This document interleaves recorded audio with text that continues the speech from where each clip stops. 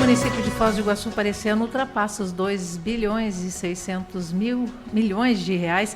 E para explicar como que esses recursos vão ser aplicados e quais as prioridades da gestão, a gente vai conversar agora com a secretária municipal de Finanças e Orçamento, a Magda Odete Trindade.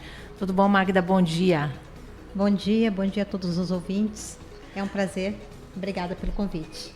Magda, o orçamento de Foz está estimado em 2 bilhões 682 milhões e mais alguma coisa. O que esse número representa na prática para a cidade, para o dia a dia da população? Bem, primeiro, Cris, que uma boa parte, praticamente 50% desses recursos, eles estão destinados ao próprio custeio da estrutura do município, em manutenção dos serviços públicos essenciais. E também a lei orçamentária, ela orienta a aplicação dos recursos, Mas, como eu disse, uma boa parte é com gastos com pessoal, custeio com a máquina pública mesmo, investimentos, amortização da dívida, aportes previdenciários, Garante o funcionamento regular da administração, tanto direta quanto indireta, Nós temos esse exercício de 2026. Nós iniciamos assim com uma questão de receita bastante difícil, por conta da redução da alíquota do IPVA e também da nova tabela do imposto de renda. Isso reflete muito na nossa arrecadação.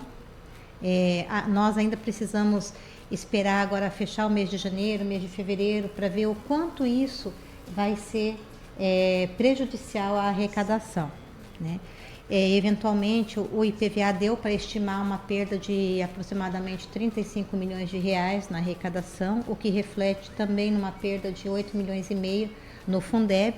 O imposto de renda, que é o retido na fonte sobre a nossa folha de pagamento, que fica com os municípios, como receita, isso ainda não teve como nós estimarmos o valor de perda que nós teremos.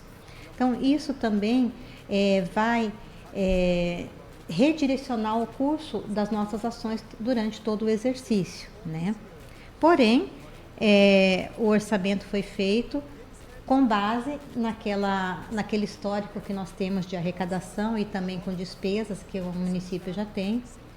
Nós teremos aí agora, em breve, uma reestruturação organizacional, do município, administrativa, o que vai impor também uma mudança no orçamento. Você falou dessa questão do IPVA. Para quem não sabe, o IPVA, parte do que é arrecadado com o IPVA vai para o Estado e também para os municípios. E agora com esse desconto, então, que foi dado aqui no Paraná, acaba prejudicando lá na ponta, são as prefeituras, Para o contribuinte foi um grande ganho, Sim. Uma redução de 3,5% para 1,9% de alíquota é um ganho excelente. Eu, como contribuinte, estou super feliz. Como secretária de Finanças, do município, me deixa bastante preocupada, porque isso repercute bastante. Então, como foi também uma decisão que saiu já no final do exercício de 2025, nós não tivemos tempo suficiente para nos programarmos para isso, É claro que a gente sempre estima, mas a realidade que vem é uma outra situação, Nem sempre condiz com o que a gente estimou. Mas nós estamos preparados para seguir um novo curso e buscar essa compensação, É óbvio que não é fácil buscar essa compensação com os nossos recursos próprios, com nossos tributos próprios, que é o IPTU, ITBI, ISS, as nossas taxas, Porém, é o que a gente tem que fazer, buscar aumentar nossos recursos próprios com os nossos tributos. Você falou em 8 milhões, é isso? De reflexo no Fundeb, O IPVA, com a perda do IPVA ali, da cota parte do IPVA, uma perda de aproximadamente 35 milhões. Mas isso reflete no Fundeb em aproximadamente 8 milhões e meio. Esse orçamento desse ano foi feito com base no plano plurianual, Sim. E ele ajuda a definir essas prioridades. Como é que vocês trabalham nessas prioridades? Só ressaltando que esse orçamento já é da atual gestão, Foi o primeiro orçamento elaborado pela atual gestão, É o primeiro orçamento da gestão Silvio Luna. Bem, o prefeito Silvio Luna já tinha os projetos, dele quando se candidatou. Ele tinha toda uma programação para a gestão dele. O PPA envolve muito disso, as necessidades da cidade, aquilo que ele tinha projetado, a visão dele para a cidade, né? Porque o PPA é uma programação para 4 exercícios, né? Inclusive entra na gestão seguinte em um ano, né? As prioridades do PPA são as grandes obras, aquelas estruturantes, né? Obras como construção do Paço Municipal, pontes, centro cívico, a reurbanização dos espaços públicos, o projeto Beira Foz, né, que é ali toda aquela margem ali, a Beira Rio, né, e programas como Foz Palma na Mão, que a gente já iniciou no exercício seguinte, mas que ainda tem um bom trabalho para a gente fazer pela frente, né. Focos na política de empreendedorismo feminino, na saúde, na segurança. Saúde e educação sempre são as prioridades. Saúde, educação e obras. E obras, aqui, né? São as prioridades. São, assim, os órgãos municipais que têm maior volume de recursos aportados no orçamento, tendo em vista a necessidade, né? Saúde e educação afetam diretamente a população, né? E também obras, né? Que a gente sabe que essas obras estruturantes e até mesmo as de manutenção são importantíssimas para o cotidiano dos munícipes. Secretaria, esse orçamento também prevê recursos para amortizar a dívida e os aportes previdenciários? Como é que está essa situação hoje? Acho que uma das maiores conquistas do governo do general Silvio Luna foi a equalização da Previdência, né? Nós tínhamos aí um problema de Previdência que já durava há 30 anos, desde que foi constituído o regime próprio de Previdência lá em 2006. Enfim, ele conseguiu equacionar isso, né? Algo que tanto o Foz Previdência quanto os conselhos do Foz Previdência e os próprios servidores buscavam, porque é uma segurança para o servidor, né? Enfim, para quem não sabe, o servidor público, ele não se aposenta pelo INSS, ele se aposenta porque ele tem um regime próprio que é administrado pelos conselhos e pela diretoria executiva do Foz Previdência. Então isso eu acho que talvez seja a maior conquista, tanto do general nesse ano passado, quanto para os próprios servidores. Então duas conquistas que eu ressalto muito do exercício do ano passado é a questão da Previdência, porque daí nós solucionamos essa questão atuarial, né? Ele equacionou. Criamos também, aí, a partir desse equacionamento atuarial, uma economia, né, financeira, já iniciando agora em janeiro, de 2 milhões e meio por mês, porque era o que a gente estava aportando para pagar os servidores que estavam aposentados e pensionistas do Fundo Financeiro, né? Com essa unificação do Fundo Financeiro e do Fundo Previdenciário, solucionou um problema de anos, né, de décadas, e também cria uma economia, e essa economia vai aumentando mês a mês, né? Uma grande conquista, e aí também para o servidor, é a questão daqueles atrasados, né, dos benefícios que estavam atrasados desde 2022, que não tinham sido pagos pela gestão anterior, né, e que a gente iniciou o pagamento agora em dezembro de 2025. Né.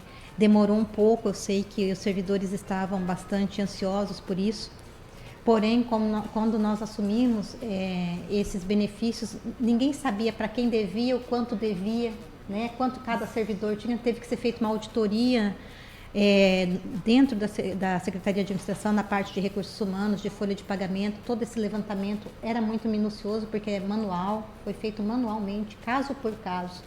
Demorou bastante, mas assim, iniciamos. Isso evita que o servidor tenha que judicializar para receber, é um direito que ele tem e que nós temos que honrar.